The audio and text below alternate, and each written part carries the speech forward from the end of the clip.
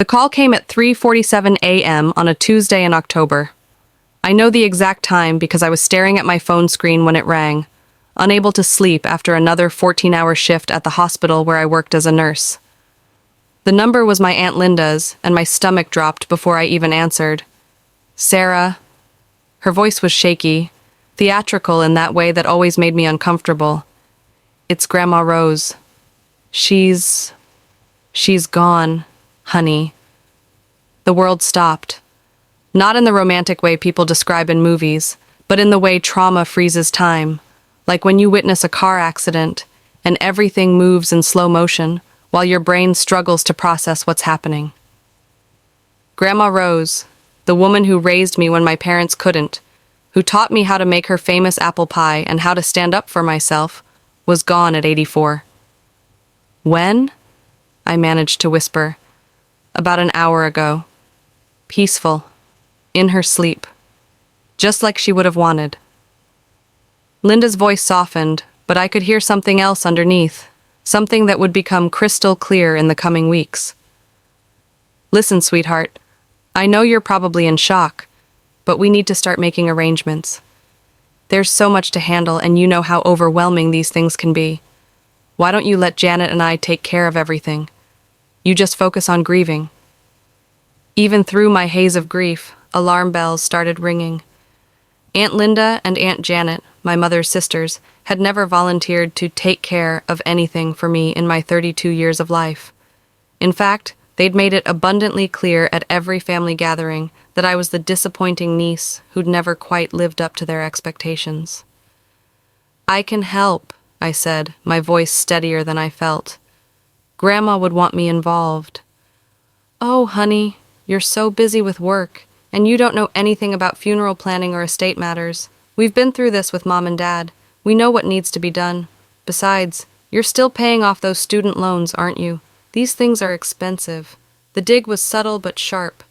Linda had never let me forget that I'd taken out loans for nursing school instead of marrying young like her daughters had. Never mind that those student loans had led to a career where I saved lives every day. Grandma left specific instructions, I said, remembering the countless conversations we'd had about her wishes. She wanted to be cremated, not buried. She wanted a celebration of life, not a funeral. She wanted her ashes scattered in the garden she'd tended for 40 years. Well, we'll see about that, Linda said dismissively. Sometimes what people say and what's actually best are two different things. Don't worry, Sarah. We'll handle everything. You just focus on saying goodbye.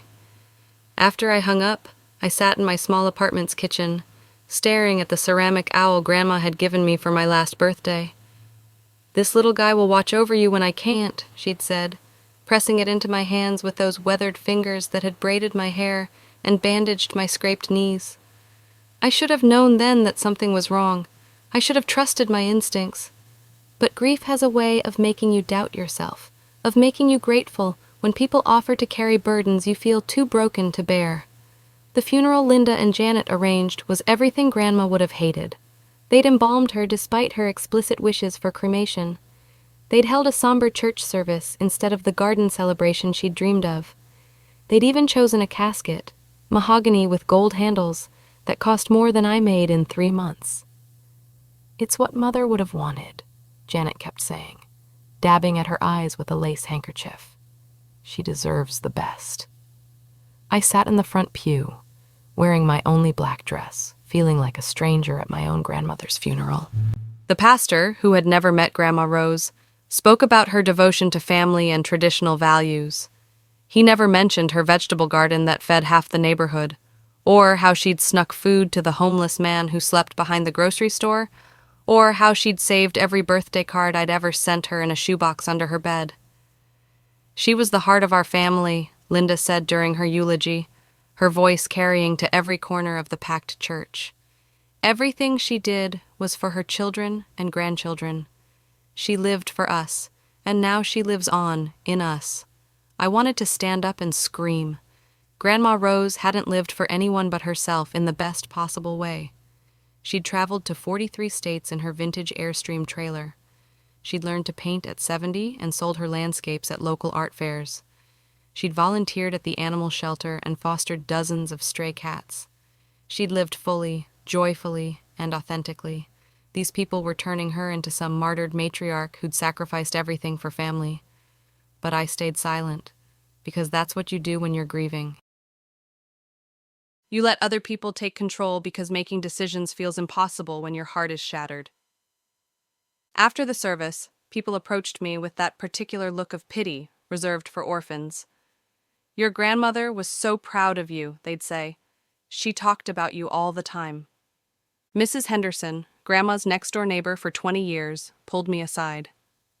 "Sarah, honey, your grandmother mentioned you were going to inherit the house. She was so excited about it, said you were the only one who really understood what that place meant."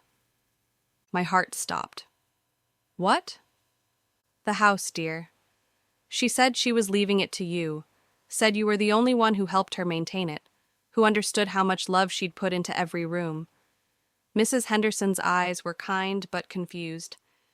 "She talked about it just last week when I brought her some tomatoes from my garden." Before I could respond, Linda appeared at my elbow, like a shark sensing blood in the water. "Mrs. Henderson, how lovely to see you." Her smile was sharp enough to cut glass. "You know how elderly people can get confused about these things. Mother's will is very clear about her wishes." Mrs. Henderson looked between us, clearly uncomfortable. "Well, I suppose I just know what she told me."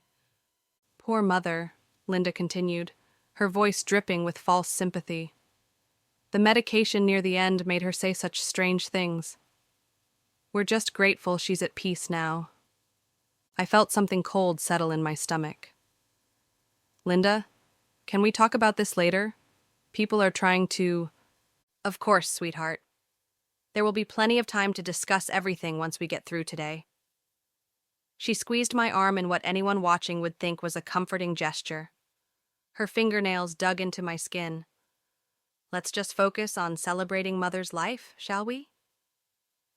But I couldn't focus on anything except Mrs. Henderson's words echoing in my head. Grandma Rose had talked about leaving the house for me, the house where I'd spent every summer of my childhood, where she'd taught me to cook and garden and think for myself. The house that Linda and Janet had always coveted but never appreciated. That night, alone in my apartment, I called my grandmother's lawyer, Mr. Patterson. I'd met him a few times over the years when Grandma needed help with legal documents. "I'm so sorry for your loss, Sarah," he said when I reached him. "Rose was a remarkable woman." "Thank you. I was wondering about the will reading. When is it scheduled?" There was a pause. "Well, that's interesting. Your aunts called this morning and said you were too distraught to attend. They asked if we could handle everything without you present, just send you the relevant documents afterward." My blood ran cold. I never said that. I thought it was odd. Rose specifically requested that you be present for the reading. In fact, she came in just 2 months ago to make some final changes, and she mentioned how important it was that you understand her wishes directly. "What kind of changes?" "I can't discuss specifics over the phone, but I can tell you that you need to be at the reading, Sarah." Rose was very insistent about that. "Can you come in tomorrow at 2?" I agreed, but as I hung up, I felt a familiar knot of anxiety in my chest. The same feeling I'd gotten as a child when Linda and Janet would whisper together at family gatherings, shooting glances in my direction. The feeling that I was on the outside of something important, something that concerned me, but that no one thought I deserved to know about. The next morning, I called in sick to work for the first time in 2 years. I couldn't focus on IVs and medication schedules when my world was falling apart in ways I was only beginning to understand.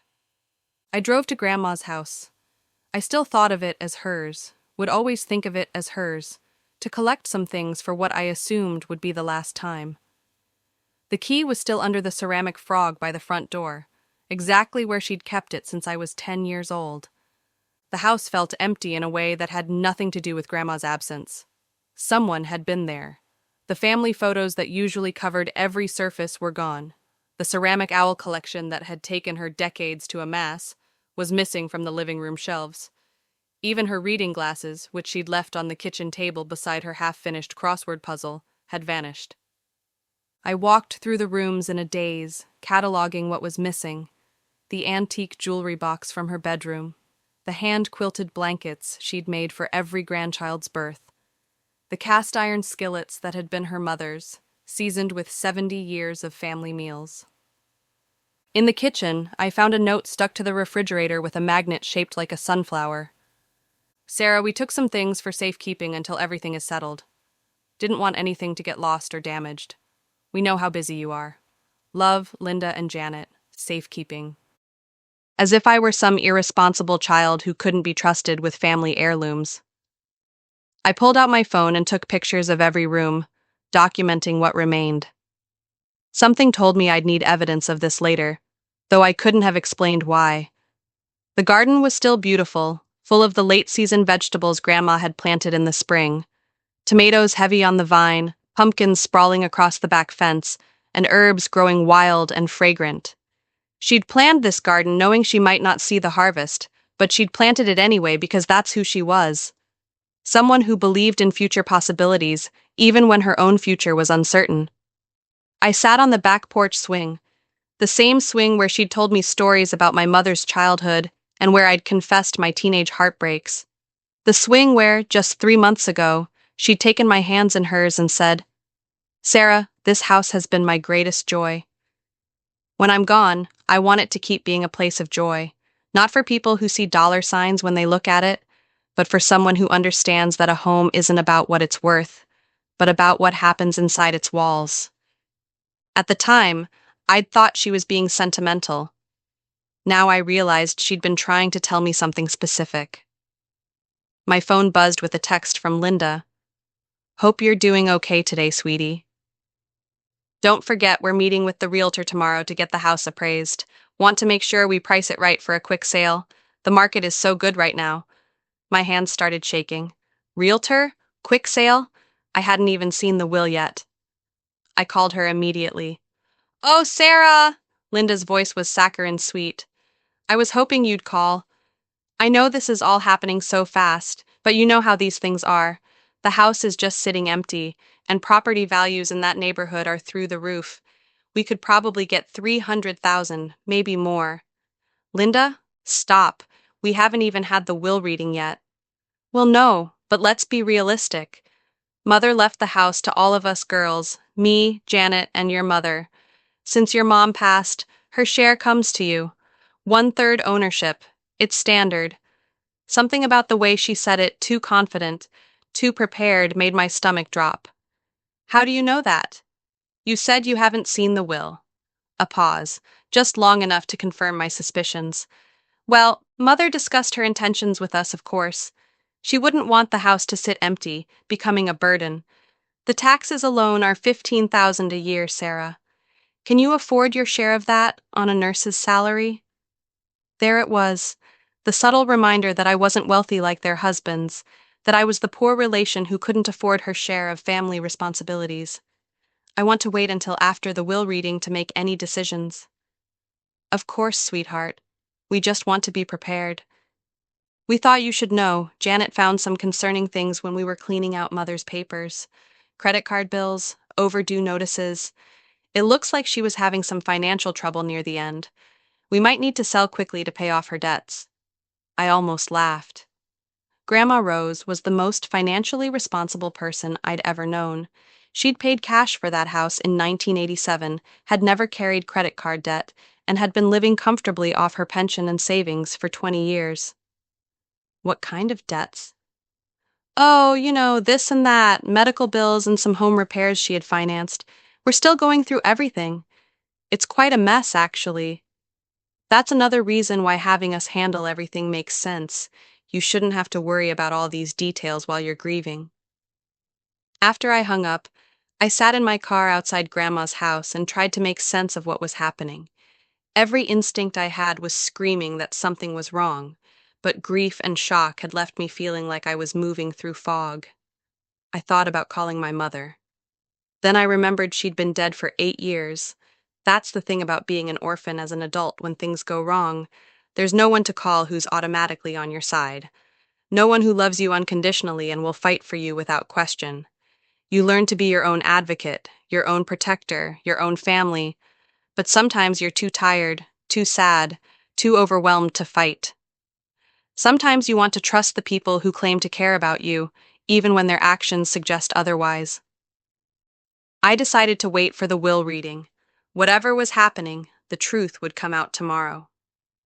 Patterson and Associates occupied a modest office building downtown, the kind of place where lawyers handled real people's problems instead of corporate mergers. Mr. Patterson was exactly as I remembered. Kind eyes behind wire-rimmed glasses, a handshake that spoke of decades of helping families through their worst moments. Linda and Janet were already there when I arrived, sitting side by side on a leather couch, whispering like conspirators. They looked up when I walked in, their expressions shifting from surprise to something that might have been annoyance. "Sarah!" Janet stood to hug me, her perfume overwhelming in the small space. "We weren't sure you were coming. You seemed so upset yesterday when we talked." "I never said I wasn't coming." "Well, no, but you sounded so overwhelmed. We thought it might be easier if we handled the technical details and just explained everything to you afterward." Mr. Patterson cleared his throat. "Shall we begin?" "I know this is difficult for everyone." We sat in uncomfortable chairs arranged in a semicircle around his desk. He opened a thick folder and pulled out several documents. "Rose was very thorough in her estate planning," he began. "She came to see me regularly over the past 5 years to update her will as circumstances changed. The most recent revision was made just 2 months ago." Linda leaned forward. "What kind of revision?" "I'll get to that. But first, let me read the primary bequests." He put on his reading glasses and lifted the first document. "To my daughters Linda and Janet, I leave my jewelry collection and personal effects to be divided between them as they see fit, except for items specifically designated for my granddaughter Sarah." I felt a pang of loss thinking about the jewelry box that had already disappeared from Grandma's bedroom. "To my granddaughter Sarah," Mr. Patterson continued, "I leave my house at 1247 Maple Street along with all furnishings, artwork, and household goods contained therein, as well as my savings and investment accounts totaling approximately $215,000. The silence in the room was deafening. "I'm sorry," Linda's voice was sharp. "Could you repeat that?" "The house and the majority of the estate go to Sarah." Janet made a sound like she'd been punched. "That can't be right. Mother always said the house would be divided among her daughters." "Rose was very specific about this change," Mr. Patterson said gently. "She came in 8 weeks ago to revise her previous will, which had indeed left the house to be divided. She asked me to make sure I explained her reasoning." He pulled out a handwritten letter. My grandmother's familiar script made my eyes blur with tears. She wrote this to be read at the will reading. "Would you like me to continue?" I nodded, not trusting my voice. "My dearest family," he read, "by now you know that I've left my house to Sarah. This decision has been weighing on my heart for months, and I want you to understand why I made this choice." I could hear Grandma's voice in every word. "Sarah is the only one who has ever seen this house as a home instead of an investment. She's the one who spent every summer helping me weed the garden and paint the fence.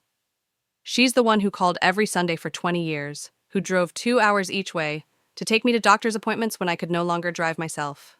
Linda shifted uncomfortably in her seat. "More importantly, Sarah is the only one who needs this house. Linda and Janet, you both have beautiful homes and financial security. Your children are grown and settled.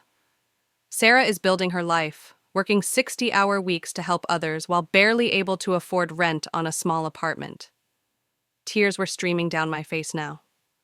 "I know this may cause some hurt feelings, but I trust that my daughters will understand that this comes from love, not favoritism.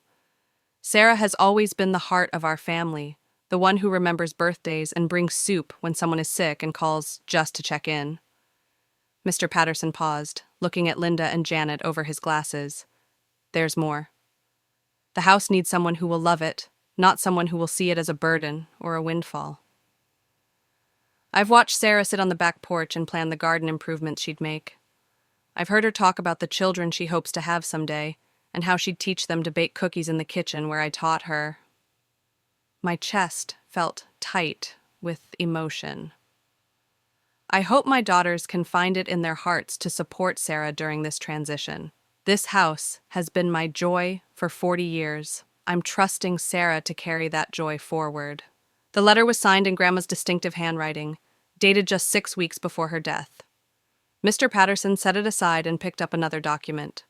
Rose also left specific instructions about the distribution of personal property. For Sarah, I left you her ceramic owl collection, her recipe books, and several pieces of jewelry that she's marked specifically for you. I thought about the empty shelves at the house, the missing recipe box. She also included this note, he continued, pulling out a smaller piece of paper. Sarah, look under the loose floorboard in the guest room closet. You'll know which one. What you find there is yours. But more importantly, it will help you understand why I made the choices I did. Linda stood up abruptly. This is ridiculous. Mother was clearly not in her right mind toward the end. She was on medications. She was confused. Mrs. Morrison, Mr. Patterson's voice was firm. I met with Rose multiple times over the past year. She was completely lucid and very specific about her wishes. She anticipated there might be some resistance to her decisions. He pulled out yet another document. That's why she also created this video testimony, recorded here in my office with witnesses present. He turned his laptop toward us and pressed the play button. Grandma Rose appeared on the screen, sitting in the same chair I now occupied. She looked frail but alert, her eyes sharp and determined. If you're watching this, her recorded voice filled the room, it means someone is questioning my mental capacity or the validity of my decisions. Let me be very clear. I am of sound mind and body. I know exactly what I'm doing and why. She looked directly into the camera. I'm leaving my house to Sarah because she's the only one who has ever treated it, and me with genuine love instead of obligation. Linda and Janet visit twice a year, always with their hands out, always asking what they can help me with. That usually involves them taking something home. I glanced at my aunts. Janet was staring at her hands. Linda's face was turning red. Sarah visits because she wants to, not because she feels she has to. She brings me flowers from her own garden. She fixes things around the house without being asked. She listens to my stories, even though she's heard them 100 times before. Grandma's voice grew stronger. More than that, Sarah has never asked me for money. Not once in 32 years. When she was struggling to pay for nursing school, she worked 3 jobs instead of coming to me with her hand out. When she needed a car, she bought a 10-year-old Honda instead of hinting that I should help. The recording continued for another 10 minutes, with Grandma systematically addressing every possible objection to her decision. She mentioned specific dates, conversations, and incidents that proved her memory was perfectly intact. When it ended, the room was silent, except for the sound of Janet crying. There's one more thing, Mr. Patterson said quietly. Rose asked me to tell Sarah privately, but given the circumstances, I think it's important that everyone hear this. He looked directly at me. Your grandmother was very concerned about what would happen to her personal belongings between her death and the will reading. She asked me to document the contents of the house and hired a photographer to take pictures of every room. She suspected someone might remove items before the estate was settled. My heart started pounding. She also installed security cameras in the main living areas 3 months ago. The footage is stored in the cloud and can be accessed if needed. Linda's face had gone completely white. Sarah, your grandmother specifically mentioned that some family members had been asking about valuable items in the house, making comments about taking care of things when she was gone. She wanted to make sure those items were protected for you. I thought about the empty house, the missing jewelry box, the ceramic owls that had been collecting dust in my apartment's spare room. Now, Mr. Patterson continued, there are some legal procedures we need to complete, but Sarah, as of today, you are the owner of 1247 Maple Street and all its contents as they existed at the time of Rose's death.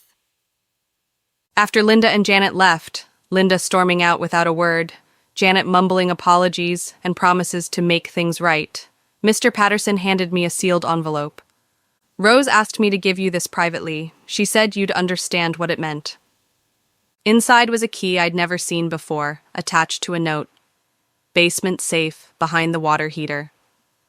Combination is your birthday month, day, year. This is why they can never have the house. Love always, Grandma. The drive to Maple Street felt surreal. 24 hours ago, I'd been a grieving granddaughter with no family left except 2 aunts who barely tolerated me.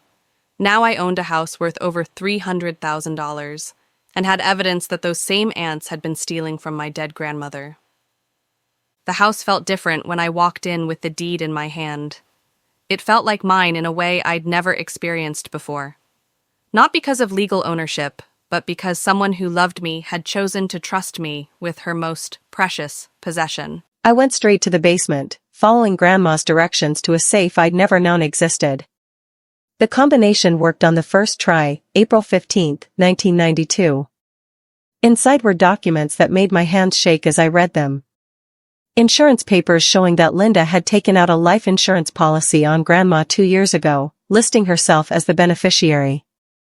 Credit card statements in Grandma's name, but signed with Linda's handwriting, showing thousands of dollars in charges for home improvements to Linda's house. Bank statements showing regular transfers from Grandma's accounts to accounts belonging to both Linda and Janet. But the most damning evidence was a thick folder of printed emails between Linda and Janet, discussing their plans for Grandma's estate. The old bat finally agreed to let us help with her finances, Linda had written. I've got power of attorney for her accounts now. We need to move fast before Sarah figures out what's going on. What about the house? Janet had replied. She keeps talking about leaving it to Sarah.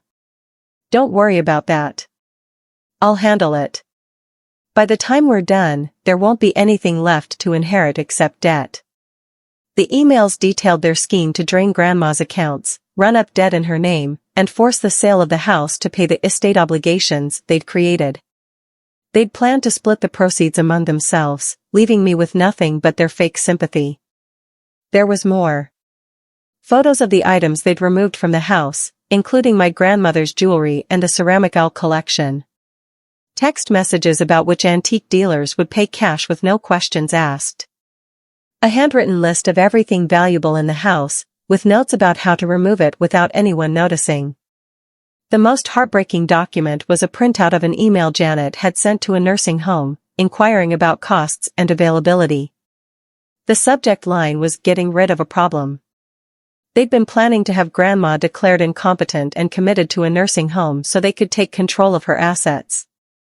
I sat on the basement floor, surrounded by evidence of their betrayal, and felt something I'd never experienced before, pure, crystalline rage. Not the hot anger of a moment, but the cold fury of someone who finally understands how naive they've been. How much cruelty they've accepted because they didn't want to believe the people who were supposed to love them were capable of such calculated evil. Grandma had known. She'd been gathering evidence, protecting herself, and protecting me from the truth until I was strong enough to handle it. I took photos of everything, uploaded them to cloud storage, and made copies. Then I called Mr. Patterson. I found the safe, I told him. You need to see what's in it. I was hoping you would. Sarah, your grandmother came to me 6 months ago with concerns about financial elder abuse. We were building a case. A case? She wanted to file charges, but she died before we could complete the investigation. However, as her heir, you have the right to pursue this matter. What does that mean? It means, Sarah, that you can take everything you've found to the district attorney's office. What your aunts did constitutes multiple felonies: financial elder abuse, fraud, theft, conspiracy. They could face serious prison time. I thought about Linda's smug voice on the phone, her certainty that she could manipulate and control me. Janet's fake tears and hollow apologies.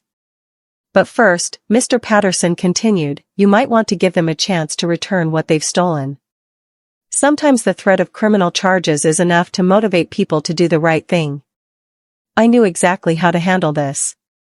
I spent the next week playing the part of the grieving, overwhelmed granddaughter.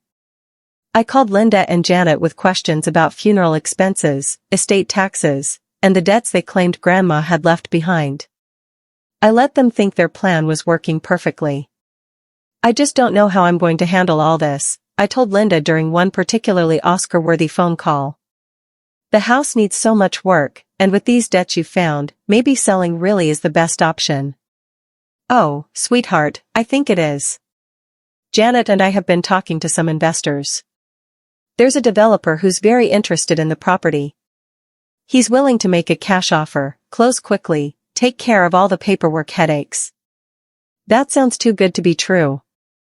"Well, his offer is a bit lower than what we might get on the open market, but when you factor in all of Mother's debts, plus the cost of bringing the house up to current standards for sale, honestly, Sarah, this might be your best option."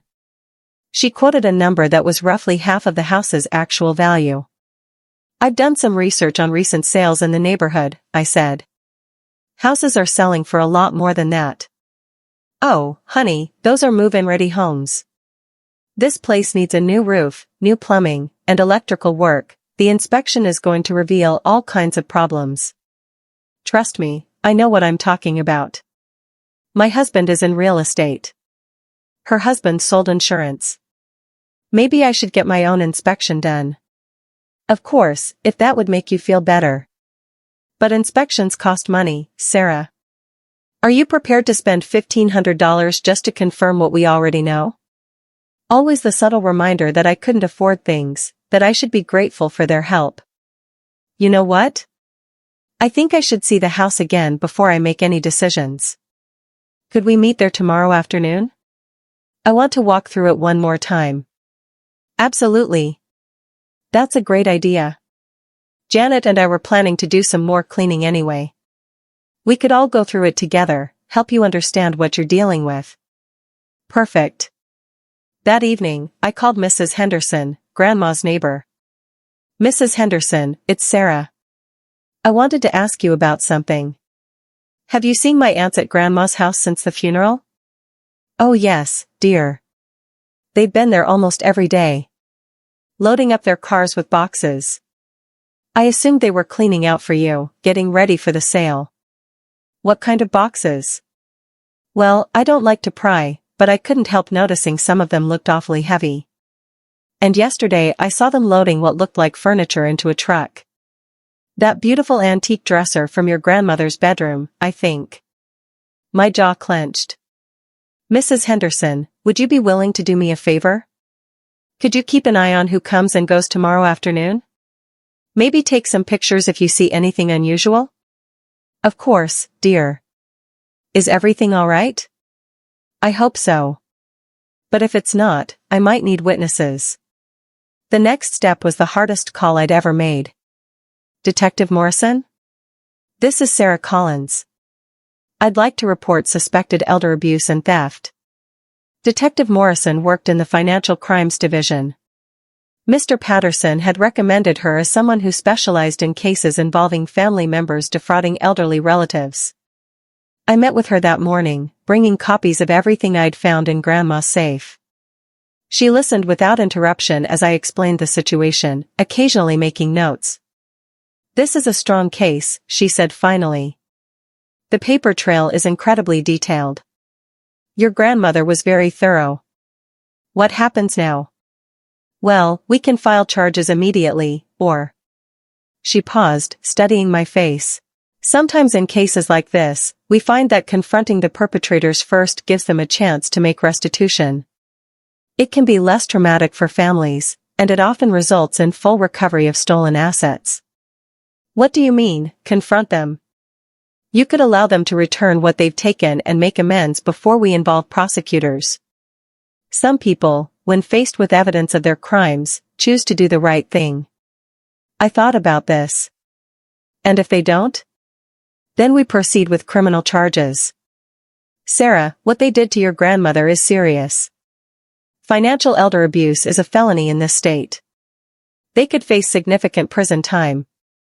I want to try confronting them first. But I want you there when I do it." She smiled. I was hoping you'd say that. The next afternoon, I drove to Grandma's house with a recorder in my pocket, and Detective Morrison parked discreetly down the street. Mrs. Henderson was in her garden, strategically positioned with a clear view of Grandma's driveway. Linda and Janet were already there when I arrived, along with a man I didn't recognize. Sarah. Linda's voice was bright with false cheer. This is Mr. Davidson, the developer I told you about. He wanted to take a look at the property. Mr. Davidson was exactly what I'd expected, expensive suit, aggressive handshake, the kind of smile that doesn't reach the eyes. Ms. Collins, I'm sorry for your loss. Your aunts have told me so much about you. He handed me a business card. I understand you're interested in a quick, hassle-free sale. I'm considering my options. Well, I'd like to make you an offer right now, today, if you're interested. Cash deal, close in 2 weeks. I'll take care of all the inspections, repairs, and paperwork headaches. You walk away with a check and no worries. He named the same lowball figure Linda had quoted. That seems low for this neighborhood. Well, the house needs significant work. I'm factoring in renovation costs, permit fees, the risk of unknown problems. He gestured vaguely at the walls. Plus, your aunts mentioned there are some estate debts that need to be settled quickly. I looked at Linda. What debts, exactly? For just a moment, she looked uncomfortable.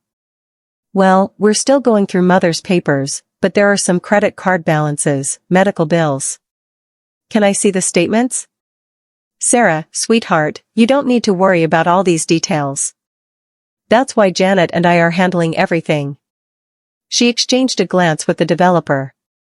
Mr. Davidson's offer would cover the debts and still leave you with a nice inheritance. How much exactly? After everything is settled? Probably around $60,000. Linda's voice was casual, as if she were discussing the weather instead of stealing $250,000 from her dead mother's estate. I nodded slowly, playing my part. That's less than I hoped. I know, sweetheart. But these old houses are money pits. Trust me, you don't want the headaches of trying to maintain this place on a nurse's salary. Mr. Davidson pulled out a contract. I can have the paperwork ready to sign today if you'd like to move forward. Actually, I said, before we discuss selling, there's something I need to show you both. Could we step inside? We walked into the living room, and I made a show of looking around at the empty shelves, the missing furniture. Linda, I'm confused about something. When I was here last week, there were things missing. Grandma's ceramic collection, her jewelry box, some furniture. Oh, that.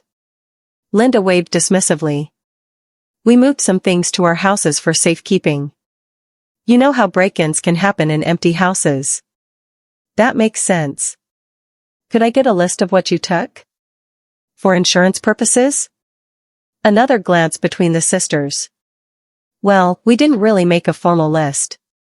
Just grabbed the valuable stuff to keep it safe. The thing is, I continued, I found something interesting in Grandma's basement yesterday. I pulled out my phone and showed them a photo of the safe, open and clearly empty. She left me a note about this. Said there were some important documents inside. Linda's face went pale. What kind of documents? Financial records. Bank statements. Some very interesting emails.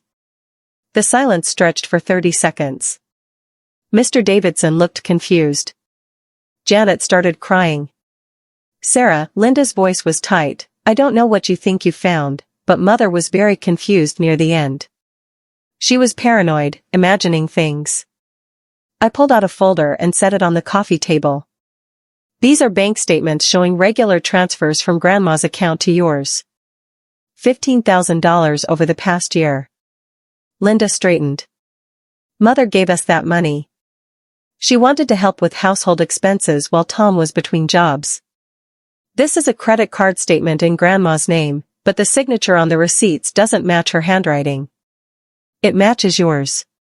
That's ridiculous. I opened another folder. These are printouts of emails between you and Janet, discussing how to drain Grandma's accounts and force the sale of this house. Janet sobbed harder. Linda sat frozen, staring at the papers. And this, I said, pulling out the most damning document, is your inquiry to Sunset Manor Nursing Home about having Grandma committed so you could take power of attorney. Mr. Davidson stood up. Ladies, I think I should leave. This sounds like a family matter. Actually, I said, you should stay, Mr. Davidson. Because I think you're part of this scheme. You're not a random developer, you're Linda's husband's business partner. The plan was to buy the house at below market value, then flip it for the full $300,000. Split the profits 3 ways. His expensive smile disappeared entirely. I walked to the front window and waved. Detective Morrison's car pulled into the driveway. Sarah, what are you doing? Linda's voice was shrill now. What Grandma couldn't do before she died. Getting justice. Detective Morrison walked in, showed her badge, and introduced herself. Linda immediately started talking. Officer, my niece is obviously distraught. She's making wild accusations based on some papers she found. My mother was suffering from dementia. Ma'am, Detective Morrison interrupted, I've reviewed the evidence Ms. Collins provided. We have a clear case of financial elder abuse, fraud, and conspiracy. She looked at each of them in turn. The state of California takes these crimes very seriously. Financial elder abuse is a felony punishable by up to 4 years in prison and full restitution to the victim's estate. Janet was crying so hard she could barely speak. I didn't want to do it. Linda said it was okay, that mother would never know. Janet, shut up, Linda snapped. However, Detective Morrison continued, Ms. Collins has asked that I allow you to make this right before we file criminal charges. I stepped forward. Here's what's going to happen. You have 72 hours to return every single item you took from this house. Every piece of jewelry, every ceramic owl, every stick of furniture. If it's already been sold, you buy it back or replace it with something of equal value. Linda started to protest, but I continued. You will also return every dollar you stole from Grandma's accounts, plus interest. The total, according to my calculations, is $47,000. Sarah, we don't have that kind of money. Then you'll get a loan. Sell your jewelry. Mortgage your house. I don't care how you do it. I looked directly at Mr. Davidson. And you will tear up that fake contract and never contact me again. If you try to profit from this scheme in any way, Detective Morrison will add your name to the criminal complaint. He was already backing toward the door. If you comply with these terms, I continued, I won't press charges. But if you miss the deadline, if you try to hide assets, if you ever contact me again with your manipulative bullshit, my voice rose, months of suppressed anger finally breaking free, I will throw you both in prison. Detective Morrison nodded. Ladies, I'll be checking back in 72 hours. I strongly suggest you take Ms. Collins' offer seriously. After they left, Linda still muttering threats about lawsuits and family loyalty, Janet sobbing apologies. I sat alone in Grandma's living room and felt something I hadn't experienced in months. Peace.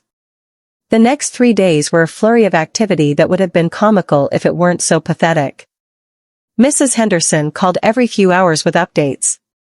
They're back again, dear. This time with Janet's husband and their truck. They look absolutely miserable. The ceramic owls were the first to return, arriving in careful packaging with a note from Janet, I'm so sorry, Sarah. I never should have listened to Linda. Please forgive me. The antique jewelry box came back the next morning, along with several pieces of furniture I hadn't even realized were missing. Linda's teenage son brought them over, looking embarrassed and avoiding eye contact. My mom sent me, he mumbled. She said to tell you she's getting the rest. The money was transferred on the afternoon of the second day, $47,000 deposited into an account Mr. Patterson had set up for the estate. With interest and penalties, it was more than Linda and Janet had stolen, but I considered the extra a fee for the trauma they'd caused. On the evening of the third day, Linda called. Sarah. Her voice was different, defeated, older somehow.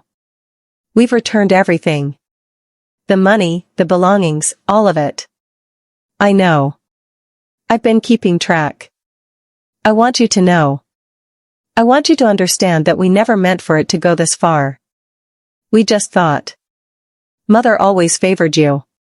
We thought she owed us something after all these years. I almost laughed. She owed you? You mean the woman who raised 3 daughters as a single mother after your father abandoned the family? Who worked 2 jobs to put you all through school? Who helped with down payments for your houses and paid for her grandchildren's college funds? That's different. No, Linda. What's different is that you're thieves who got caught. Silence. Are you going to tell the rest of the family what happened? I thought about this. Part of me wanted to expose them, to make sure everyone knew what kind of people they really were. But another part, the part that had learned grace and forgiveness from Grandma Rose, just wanted them out of my life forever. I'm not going to broadcast it, I said finally. But I'm not going to lie to protect you either. If people ask why we're not speaking, I'll tell them the truth. Sarah. We're done, Linda. You and Janet are not my family anymore. Family doesn't steal from each other. Family doesn't try to institutionalize their elderly mother for money. Family doesn't manipulate grief for personal gain. I hung up before she could respond. Detective Morrison closed the case the next morning. Congratulations, Sarah. You handled that perfectly. They complied with all your terms. What happens now? Now you get on with your life. But I want you to know, what you did took courage. A lot of people would have been too intimidated to fight back. I had help. My grandmother made sure I'd have everything I needed. Smart woman.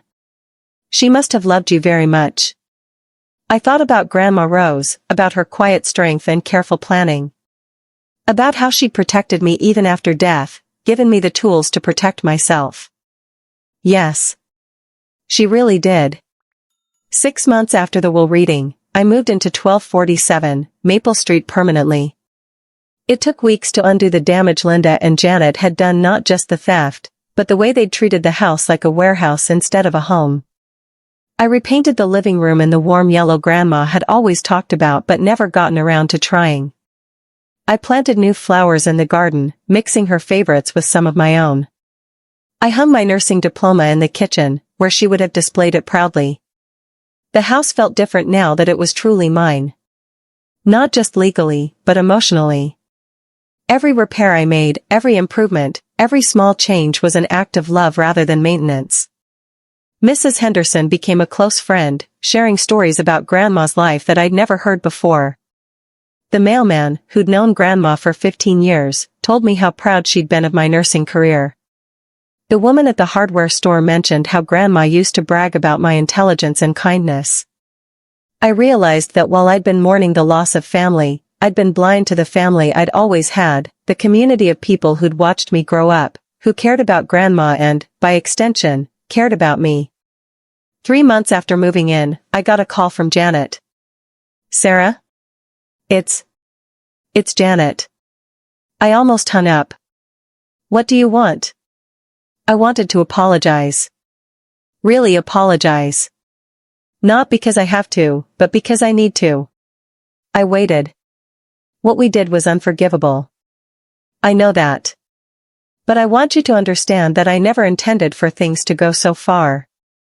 Linda convinced me that Mother was going to lose the house anyway, that we were just protecting family assets. And you believed that? I wanted to believe it. Because it was easier than admitting we were stealing from our own mother. Her voice broke. I've been in therapy since this happened. Trying to understand how I became the kind of person who could do something so horrible to someone I loved. I found myself feeling something I hadn't expected, pity. Janet, I appreciate the apology. But it doesn't change anything. I know. I miss her. I miss Mother. And I know I ruined any chance of having a relationship with you, the only piece of her I have left. You didn't ruin it because of what you did to me, I said quietly. You ruined it because of what you did to her. She spent her final months knowing her daughters were stealing from her, planning to institutionalize her, lying to her face while draining her life savings. Janet was crying now. She died knowing that the people she'd sacrificed for, worked for, loved unconditionally, saw her as nothing more than a bank account to be emptied. Sarah, please. That's what I can't forgive, Janet. Not the money, not even trying to steal the house. The fact that you made her final months a nightmare of betrayal and fear. I hung up and turned off my phone. 1 year after Grandma Rose's death, I threw the party she'd always wanted. Not a somber memorial service, but a celebration of life in the garden she'd loved. I invited everyone who'd ever known her, neighbors, fellow volunteers from the animal shelter, people from her church, the regulars from the farmer's market where she'd sold her vegetables. Mrs. Henderson brought photos spanning 30 years of neighborhood gatherings. The hardware store owner shared stories about Grandma's ambitious home improvement projects. A woman I'd never met told me how Grandma had secretly paid for her children's school supplies when times were tough. Your grandmother was the heart of this community, she said. She helped people without making them feel like charity cases. She saw needs and filled them quietly, without expecting credit. As the sun set, I stood on the back porch where Grandma and I had shared so many conversations. The garden was thriving, better than it had ever been under her care. The house glowed with warm light and the sound of people sharing memories and laughter. This was what she'd wanted. Not a monument to her memory, but a continuation of her spirit. A home filled with love and generosity, a place where people felt welcomed and valued. My phone rang. An unknown number, but I recognized the voice immediately. Sarah? It's Linda. I'd been expecting this call. The anniversary of Grandma's death had a way of making people reflective. What do you want, Linda? I wanted to apologize. You've had a year to apologize. Why now? Because I finally understand what we lost. Her voice was different, smaller, sadder. I drove by the house today. Saw all the cars, heard the laughter. Mother would have loved that party. Yes. She would have. We were invited to that party, weren't we? Before everything happened, we would have been part of it. I looked out at the garden, at the people celebrating Grandma's life in the way she'd always dreamed. You were never invited to this party, Linda. Because this party is for people who loved her, not people who saw her as a source of money. Sarah. You want to know the real tragedy? Grandma would have given you anything you asked for if you'd just been honest. If you'd said you were struggling financially, she would have helped. If you'd said you needed money for emergencies, she would have shared what she had. I know that now. But you chose to steal instead of ask. You chose lies instead of honesty. You chose to treat her like a victim instead of treating her like family. The silence stretched between us. I can't change what we did, Linda said finally. But I want you to know that I think about it every day. I dream about her sometimes, and she looks so disappointed. Good, I said, and meant it. You should think about it every day. You should be disappointed in yourselves. Because what you did was disappointing. Is there any chance, any possibility that someday? No, Linda. There isn't. I hung up and turned off the phone again. Mrs. Henderson appeared beside me with a glass of wine and a knowing look. Family troubles? Former family troubles. Ah. She nodded sagely. Rose always said blood doesn't make family. Love makes family. I looked around at the people filling Grandma's backyard, my backyard now, and realized she was right. These were my people. This was my family.